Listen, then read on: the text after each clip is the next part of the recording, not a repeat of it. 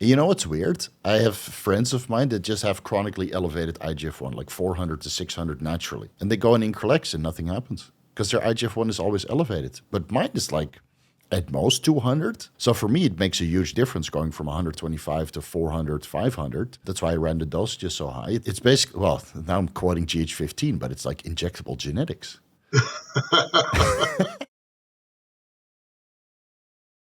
Fridge. Increlex is one thing I never got my hands on. I would love to bring it for you, but I'm scared to bring this stuff. Yeah, no, don't get in trouble. Don't get in trouble. So yeah, one of the guys here that I know, he got like 50 boxes, and I'm like, I'll take all. So no, you can't take all, but you can buy 10. So I bought 10. And I said, That's one thing you learn as a bodybuilder. When it's there, you better buy it because it might not always be there. yeah. So I sent him a lot of other customers for the other 40 boxes. And then he's like, I don't think I'll get it again. And then he called me last week. He said, I got another 50 boxes. I said, let me buy more. So how many boxes you got left? I got 7 boxes left. I said, no. Just send me more customers because it might be. So apparently it's just easy accessible now because I just talked to a guy in Holland who also got Increlex. Interesting. Yeah. And how do you like it? Fullness out of my ass. Yeah. Huh? My God, man, 500 micrograms per day. It's and serum. 500? Yeah, so I went through the medical insert and the research, right? And for kids with short stature, they prescribe. I think the maximum dose is like 1 milligram or 12 milligrams per day, depending on serum levels. Yeah, it's insane. Wow, Yeah, 12 milligrams. I would have to look into the medical insert. I can't find it real quick, but it's quite high dosages. Depending on body weight, it might go up to 12 milligrams per day. That's why these vials are 40 milligrams, 4 milliliters. Wow. And it says on the box 10 milligrams, 1 ml, and you're like, man, that's expensive, but it's 40 milligrams. And then you're like, oh, wait a minute. I Right. can cut 2 IUs of growth hormone out of my stack and run 500 micrograms and break even. but, you, but you get way better results. So instead of running 4 IUs growth hormone, you just run 2 and then 500 micrograms IGF-1. And you just, I think that's the reason why I blew up so much. I stopped it last week because I have to fit into my suit for a wedding that I have. I was already getting too big. So that's a 100-kilo suit. I'm 102 kilos now. So hopefully by the time the weekend comes around, I'm about 99, 98, and then I can't eat there. Did you ever get extreme lethargy? Did you ever get really lethargic from the use of IGF? No, not anymore. But over the last couple of years, I really looked into optimizing mitochondrial function. And ever since then, I got so much energy. I get so much energy. And you can see it in the videos. I'm all over the place. And people are like, Steve, you got to stop taking all these stimulants. I said, no, I just optimize mitochondrial function with injectable NAD plus and nicotinamide mononucleotide and all the antioxidant. I did a very long cycle with MOTS-C.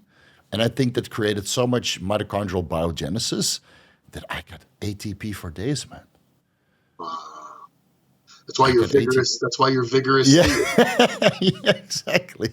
Yeah, exactly. So I have a mitochondrial deep dive on my YouTube. It's about 1 hour and 10 minutes. And go through the comment section for the guys that run that protocol. You see all these anecdotal reports that it changed their life. I got to Yeah. check that out. Yeah, you got to check that out because especially when you're a little bit older and you feel that you get lethargic from IGF-1 or GH and you have a demanding job, right? A lot of clients and it's just nonstop and 2 kids. Watch it, man. It will change your life. I have so much energy. Like, dude, it's 1 o'clock in the morning here. I usually go to bed at 4 a.m. and I can just grind from 12 o'clock in the afternoon to 3 in the morning.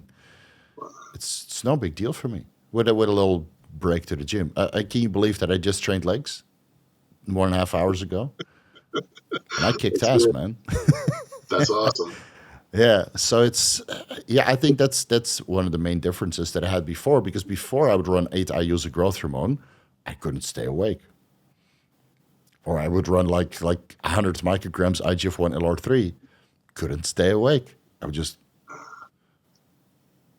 terrible, man. Because when first time I used IGF-1, now again, this is going back a long time. Gensai, the people who made Gintropin, way back in the beginning, they made an IGF-1 kit. I think they still have it. Oh, really? I think so. If you go to the Ginsai website, there are several products, both growth hormone and IGF-1. But it That might was be the IGF first. LR3 now.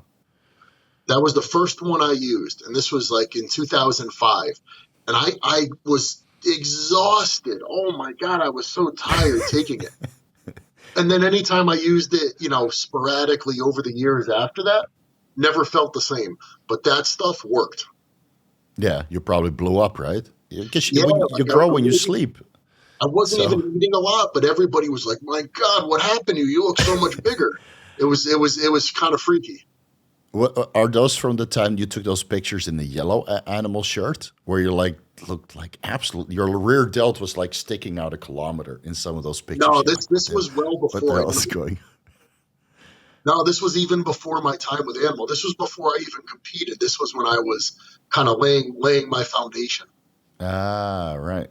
Maybe that's why you turned pro so fast. All the crazy growth and cell proliferation from the Gensai IGF-1. It makes a huge difference. And you know what's weird? I have friends of mine that just have chronically elevated IGF-1, like 400 to 600 naturally. And they Wow. throw in a little bit of growth hormone and they're really at the low 600s. And they go in Increlex and nothing happens because their IGF-1 is always elevated. But mine is like Interesting. at most 200, but most of the time it's like 125. So for me, it makes a huge difference going from 125 to 400, 500.